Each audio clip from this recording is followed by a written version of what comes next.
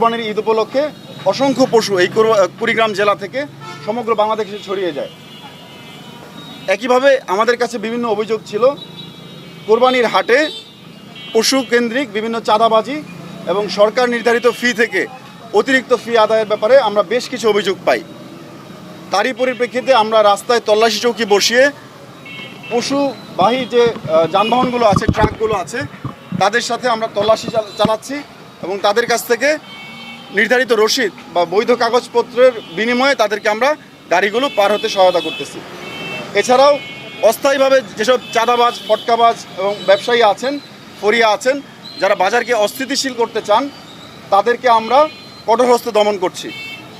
ইজারা ব্যতীত যেখানে অবৈধভাবে ফি উত্তোলন বা চাঁদা আদায়ের অভিযোগ পাচ্ছি, আমরা প্রত্যেকটাতেই আমরা কার্যকরী ব্যবস্থা নেওয়ার চেষ্টা করছি। শান্তিপূর্ণ পরিবেশ বজায় রাখার লক্ষ্যে আমরা বেসামরিক প্রশাসনকে সহায়তার পাশাপাশি সার্বিক নিরাপত্তা নিশ্চিতকরণে নিরলসভাবে কাজ করে যাচ্ছি। এরই অংশ হিসেবে আমরা সার্বক্ষণিক টহল কার্যক্রম চলমান রেখেছি। এর সাথে আমাদের অন্যান্য যে অর্গানাইজেশনগুলো যারা আছে তারা আমাদেরকে সাপোর্ট দিচ্ছে। আমরা তার বেসামরিক প্রশাসনকে সার্বক্ষণিক সহায়তা দিয়ে যাচ্ছি। আমরা যেই ঈদগামী যে যানবাহনগুলো আছে সেখানে তল্লাশি কার্যক্রম চালু রেখেছি।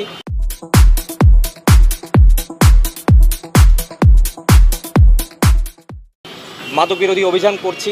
এছাড়াও আসন্ন ঈদুল আজহাকে সামনে রেখে গবাদি পশুর যে হাটগুলো রয়েছে কুড়িগ্রাম জেলায়, সেগুলোতে অব্যাহত অভিযান চলমান রেখেছি।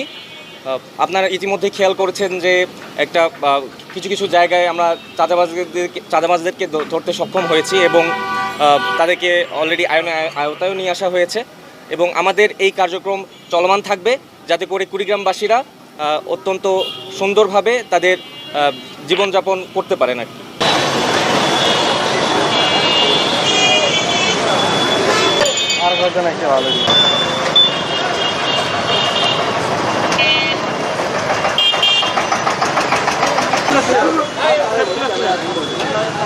আমরা